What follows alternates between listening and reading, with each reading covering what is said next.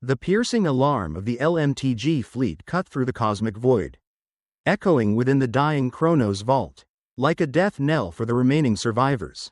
The scene outside the emergency comms device Jax had just repaired was a sea of light from colossal LMTG warships, arrayed in perfect battle formation, ready to fire. Elara knew they didn't have a second to hesitate. Faster, Lyra, Elara urged, her voice imbued with utmost urgency. She still clutched the creator's memory disk, feeling a faint but steady energy flow from it. Valerius's recording device was carefully hidden in her armor pocket, their only proof. Lyra, her energy flickering faintly after her recent extraordinary efforts, concentrated all her will to stabilize the energy field, opening a small wormhole. A short spatial curve she had just calculated. It was a risky escape, leading them to an unknown place in the galaxy. Almost done, Captain, but this path is unstable. It could throw us off by thousands of light years. Or worse, into another dimension. Kale stood beside Elara, his eyes sweeping over the scene outside, where LMTG warships had already begun firing on the Chronos Vault. Gigantic laser beams tore through the already ruined fortress's armor, turning it into molten debris. They don't care about the survivors inside, Kale said, his voice laced with bitterness and a hint of disappointment. To them, the safety of the system and the concealment of vital secrets are more important than any life. He felt anger and disgust rising in his consciousness at LMTG's cruelty and blindness. Jax, any LMTG alarms about our escape? Elara asked, having anticipated this. Not yet, Captain, Jax reported, his voice trying to remain calm. They're too busy destroying the Chronos Vault. But I don't think we have much time. Their radar will detect us soon. Everyone inside, Elara ordered the remaining soldiers. Only 8 in total, all wounded and exhausted. They weren't the most elite warriors, but they were the bravest. Having fought alongside Elara and trusted her, they suppressed their pain, crawling into the opening energy tunnel. Lyra's tunnel was a chaotic spiral of light and color, distorting reality. As Elara, Kale, Jax, Lyra, and the others plunged in, the space around them seemed to stretch and compress simultaneously. The soldiers' screams echoed as they felt their bodies twist. It was a terrifying experience, far beyond any normal hyperspace jump. Hold on, Elara roared, trying to maintain her balance. She felt a terrible nausea as all her senses were inverted. The energy flow from the memory disk in her hand suddenly flared stronger, as if trying to guide them, or protect them from the spatial distortions. The purple light from the disk mingled with the blue light of the tunnel, creating a surreal spectacle. In the final moment before being completely sucked in, Elara saw one of the colossal LMTG warships begin to swivel its turrets towards them. Energy beams beginning to accumulate. They had been detected, after what seemed like an eternity in the chaos of the wormhole. Elara and her group were suddenly expelled from it with a strong impact.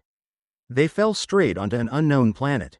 Screams and impacts echoed as they slammed into the ground. As the dust settled, Elara found herself lying on an unfamiliar surface. She tried to scramble up, feeling pain throughout her body. Most of the other soldiers were unconscious or more severely wounded. Is everyone okay? Elara asked, her voice hoarse. Jax was the first to reply, his voice weak. We survived, Captain, but I can't locate our position. The navigation device isn't working. This planet isn't on any LMTG map. Lyra, her energy a bit more stable, but still very weak, said, I sense a strange energy field engulfing this planet. It's not normal energy. It's very ancient and very powerful. It's concealing this planet's existence from all external sensors. Kale, who had transformed into a more agile creature to help Lyra during the jump, now returned to his human form. Looking around cautiously, this is a hidden planet. A place the creators probably wanted to keep secret. I feel their presence here. This planet was unlike any Elara had ever seen. The sky was a strange purple, illuminated by a dazzling blue sun. The trees here weren't the familiar green, but transparent crystal trunks, shimmering with internal light. The ground was gently glowing rocks, and the air carried a sweet, unusual scent. Where are we? A wounded soldier asked, his voice trembling. We are in a place where LMTG can't find us. Elara said, trying to reassure them. This is an advantage. We need to find shelter and treat the injured. As they tried to move, Kale suddenly stopped, his gaze fixed on a structure in the distance. It was a colossal ruin, built from strange materials, not stone, not metal, but something that emitted a faint glow. It had the shape of an inverted pyramid, sinking into the ground, with ancient symbols carved on its surface. That's an ancient structure, Kale whispered, his voice filled with awe. It's similar to what's described in ancient Morphos records about the sacred places of the creators. Elara looked at the ruin, a strange feeling rising within her. She felt a strong urge to approach it, as if the memory disk in her hand was reacting to it. We'll go there, Elara decided. That might be our only clue. It might be where we find the answers to everything. The journey to the ancient structure on the mysterious planet was a difficult challenge. Although the planet looked peaceful and surreal, moving with the wounded through the unfamiliar terrain was a challenge. They had to cross shimmering energy rivers, pass through crystal forests that emitted soft murmurs as the wind blew, and avoid strange native creatures, which, though seemingly harmless, still possessed an alien appearance. As they approached the ancient structure, the sense of antiquity and power became more pronounced. It was a gigantic inverted black pyramid, seemingly absorbing all surrounding light, only revealing lines that shimmered like miniature galaxies. On its surface, complex spatial and geometric symbols were deeply carved, emitting a faint purple light. I've never seen any architecture like this, Lyra said, her energy fluctuating more intensely, showing curiosity and awe. It's not ordinary matter. It seems to be created from space-time itself. Kale stepped closer to the structure, extending his hand and touching the pyramid's surface. Immediately, the symbols on the pyramid's surface glowed brightly, and a spatial echo resonated in everyone's minds. Not in language, but in images and emotions. It was an echo of the universe's birth, of pure energy entities that shaped galaxies, and of their purpose. This is what I've felt, Kale whispered, his voice full of awe and a little pain. This is a reminder of the true mission of the cosmic seed. We are not destroyers. We are creators. We must protect the diversity of life. Elara also felt that echo. But it wasn't an entirely new experience for her. The energy from the memory disk in her hand began to resonate with the ancient structure, creating a brilliant purple light beam, connecting both objects. In that moment, Elara felt a deep wisdom flood her mind. She saw the true nature of the Morphos, not as evil, but as a race that had strayed from its original purpose, corrupted by a tyrannical, collective will. This is a communication hub, Elara said, her voice full of certainty. It's not just a temple or a mere structure. It's a device to communicate with the creators. Jax looked at Elara with surprise. How does the captain know that? The memory disk, Elara replied, holding up the object in her hand. It's part of this system. It's the key to activating it. When Elara placed the memory disk on a carved stone pedestal on the pyramid's surface, the entire ancient structure burst into a dazzling purple light. The symbols on its surface began to move, as if they were telling a story. A colossal and complex flood of information filled their minds. This wasn't a message in language. These were memories, emotions, visual images of the Morphos' origin. Kale was right. The Morphos were not innate enemies of life. They were part of the cosmic seed, a life form created to shape and sustain life in the universe. They were designed to adapt, to transform, to build and develop. But something had happened. A part of the cosmic seed had been corrupted, infected by a tyrannical will. A master who had twisted their original mission into assimilation and destruction. In a stream of memories, they saw a terrifying scene, an ancient Morphos entity, larger than any Morphos they had ever seen, submerged in a sea of chaos. That entity, the master Kale had mentioned, had been weakened and corrupted by an external force. A mysterious, negative power that had tried to manipulate the Morphos for its own purposes. The master was not the root of evil, but a corrupted victim, a lost entity. The master, he was influenced, Kale whispered, his voice filled with pain. He was manipulated by something. That wasn't his original will. Elara felt a deep wisdom. Everything was clear. The war wasn't between LMTG and Morphos. The war was to save the Morphos themselves. To save a part of the cosmic seed that had gone astray. And to do that, they had to find the source of the negative power that had corrupted the Master. After absorbing information from the ancient structure and the memory disk, Elara, Kale, and the entire group underwent a profound shift in perception.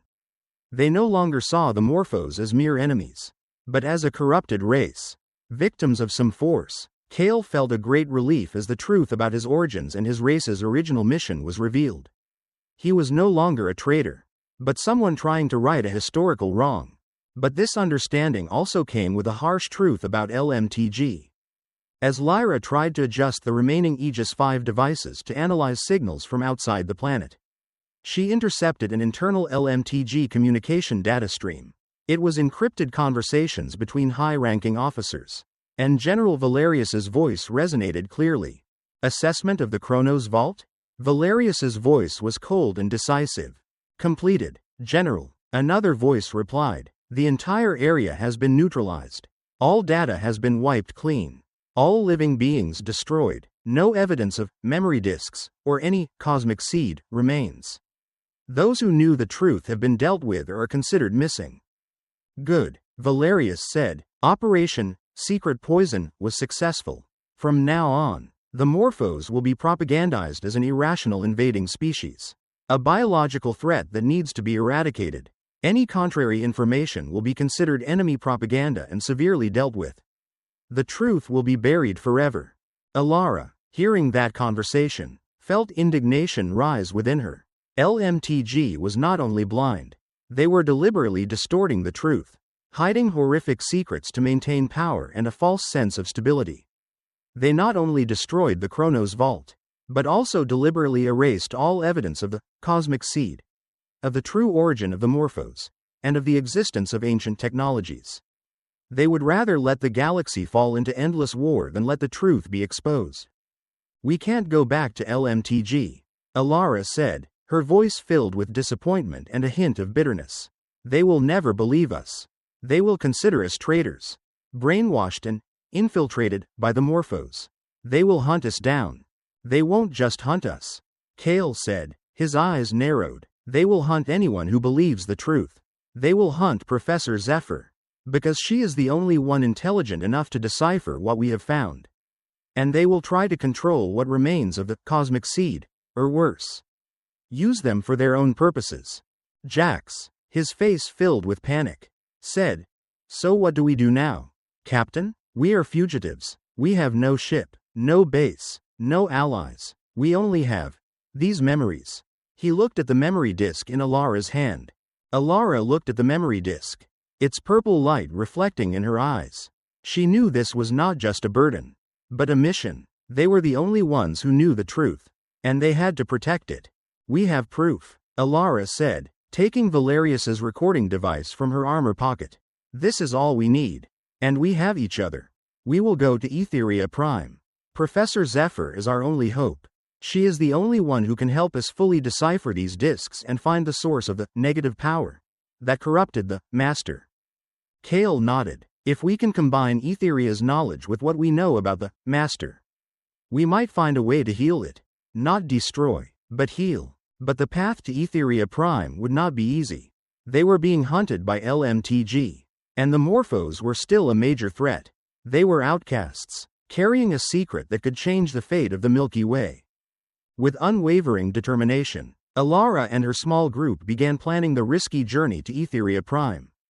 Their goal was not only to find safety, but also to seek answers and a path to heal the Morphos, Master. They knew that LMTG would relentlessly hunt them, seeing them as the greatest threat to their system, and even the extremist Morphos would seek to reclaim the memory disk. We need a ship, Elara said, scanning the ruins of the ancient structure. A ship not belonging to LMTG, not monitored, and we need supplies. Jax, with the keen eyes of a Khater, found an ancient electronic map carved into one of the remaining walls of the ancient structure. Captain, I found a map of an ancient jump system. It's not LMTG's hyperlane. It's a forgotten network of tunnels from the time of the creators. Excellent, Elara said, a spark of hope in her eyes. If we can access that network, we can avoid LMTG's pursuit.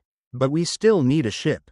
Kale, with his shape-shifting ability and deep understanding of cosmic structures, suggested a solution. There's an abandoned space station at the edge of this star system. An old LMTG research station that was abandoned centuries ago. It might still have some old cargo ships. And if we can repair one of them, we can use that ancient jump network. Their plan was fraught with risk. First, they had to reach the abandoned space station, a journey that could take weeks by conventional means. Then, they had to repair a ship. And finally, find a way to activate the ancient jump network. We'll have to walk, Elara said, looking at the wounded soldiers. Jax, Lyra, you two try to repair any working equipment to contact Professor Zephyr. We need her help. In the following days, Elara's group began the arduous journey across the mysterious planet. They leveraged Jax's survival knowledge, Lyra's energy manipulation skills to find resources and navigate, and Kale's shapeshifting to avoid native creatures and potential dangers. Kale became a reliable ally. He was not just a warrior, but also a scientist, a philosopher, and a carrier of his race's ancient memories. He shared with Elara deep insights about the cosmic seed, the true purpose of the Morphos, and the suffering the Master had endured when corrupted. Do you think we can heal him? Elara asked Kale one night, as they hid in a crystal cave, the purple light from the memory disk softly illuminating their faces. Kale looked at the disk. I'm not sure. The Master has been deeply infected. But if we can take him to the Prime Center and connect him to the true nature of the cosmic seed, through these disks, perhaps. We have to try. That's the only hope to end this war without destruction. Elara nodded. She knew this was a war not only of force, but also of intellect and understanding. After weeks of arduous trekking, Elara's group finally reached the abandoned space station Kale had mentioned. It was an old, forgotten research station, drifting in space like a ghost. Its exterior was corroded by cosmic rays and stardust. Its signal lights were out, and the docking port was sealed. It doesn't look like it's working, Jax muttered, as they approached the station in a small shuttle they had found on the planet and managed to repair. It will work, Elara said with determination. We have no other choice. With Kale's help, who could shapeshift to overcome faulty systems and decipher old security protocols? They managed to infiltrate the station. Inside, everything was covered in a thick layer of dust, and the cold air carried the scent of old metal and decay. It was a desolate place. But for them, it was a fortress. We will repair a ship, Elara declared, as they found a cargo bay containing old transport ships. There were 3 ships inside, all heavily damaged, but one seemed reparable. The following days were a race against time. Elara, Kale, Jax, Lyra, and the others worked tirelessly. Elara and the soldiers focused on repairing the hull and control systems, using tools and materials they found in the station. Jax, with his Khater engineering knowledge, became the chief mechanic, guiding the repair of the engines and propulsion systems.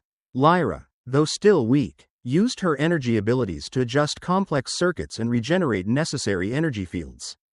And Kale, with his shape-shifting ability, became an invaluable tool, able to transform into any tool, or squeeze into the smallest nooks and crannies of the ship to repair inaccessible parts.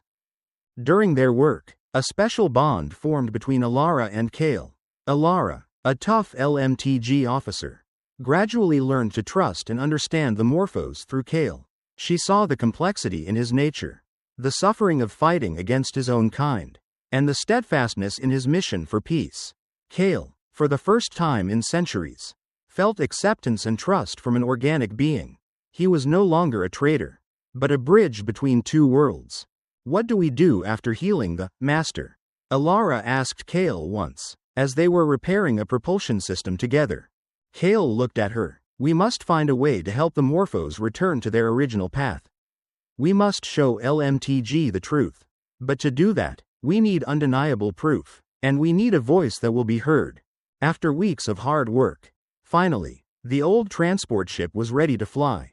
It wasn't a warship, just a medium-sized transport. But for them, it was hope. Ready, Captain, Jax reported, his voice filled with pride. Engines are operational, navigation system repaired, and we've entered the coordinates for Aetheria Prime through the ancient jump network. Elara nodded. She looked at her teammates. The outcasts. Those who had lost everything but still held onto their belief in the truth. Good. We will go to Aetheria Prime. Our journey has just begun. Their old transport ship, now unofficially named, the Wayfarer, plunged into the ancient jump network. Unlike LMTG's linear hyperlanes, this network was a complex maze of spatial curves and hidden nodes. It was not only faster but also completely untraceable by current LMTG technology. However, navigating this network was a huge challenge. Each jump required extremely precise calculations and a deep understanding of nonlinear physics. Lyra, with Kale's assistance and the memory disk, became the primary navigator. The energy from the memory disk seemed to resonate with the ancient network, providing Lyra with an extraordinary intuition for hidden nodes and tunnels. Next is Gamma 7 node. Captain, Lyra said, her energy radiating more powerfully than ever as she immersed herself in the data. But there's an energy disturbance there. Something is blocking the path. What disturbance? Elara asked, staring at the navigation screen, where the jump tunnels shimmered like threads of light. Kale, with his keen Morphos eyes, concentrated his energy. I sense them. The Morphos. They've found this network. They're using it to travel to other planets. No way, Jax exclaimed. How could they find this network? It's been forgotten for millennia. Their master had been neutralized. But other extremist Morphos were still active, and they had managed to access these ancient routes. That meant their fight was not only against LMTG, but also against the Morphos themselves. When the Wayfarer reached Gamma 7 node, they saw a terrifying sight: a small Morphos fleet attacking an LMTG research vessel. Trying to assimilate it, the LMTG ship was desperately calling for rescue. We have to help them, Elara said immediately. She couldn't ignore the cry for help, no matter who they were. Captain, we're not a warship, Jax protested. We'll be destroyed instantly, and we'll be detected by LMTG.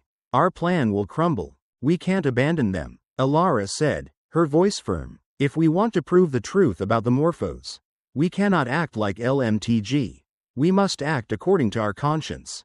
Kale nodded, his eyes filled with respect for Elara.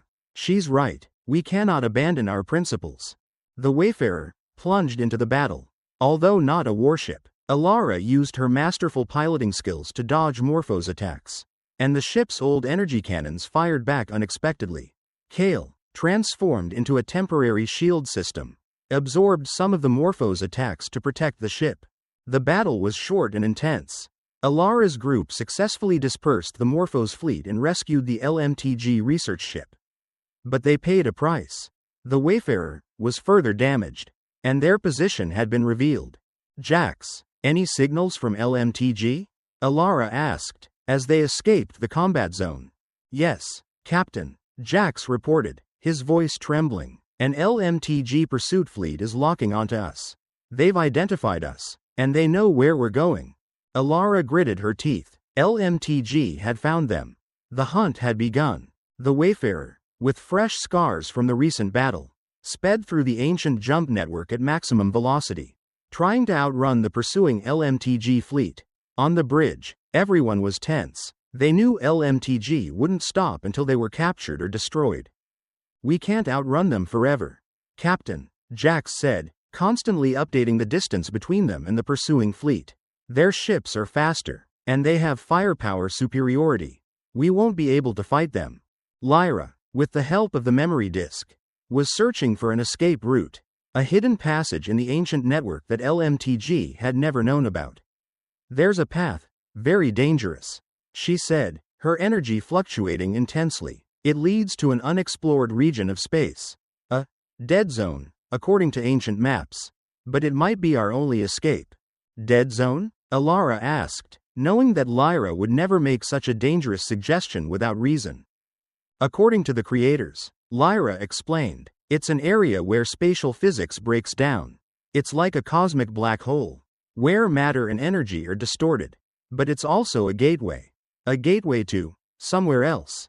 Kale looked at Elara. That might be the path to the Prime Center, where the memory disks are leading us.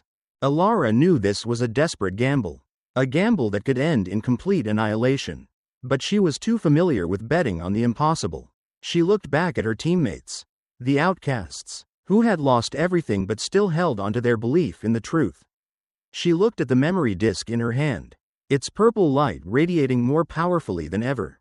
Then we will go into the dead zone, Elara declared. Jax, prepare the ship. Lyra, navigate us there. Kale, be ready. You are our only hope to understand what we will find there. The Wayfarer plunged straight into the dead zone, a region of space where stars were distorted into elongated streaks of light, where time seemed to slow down and speed up simultaneously.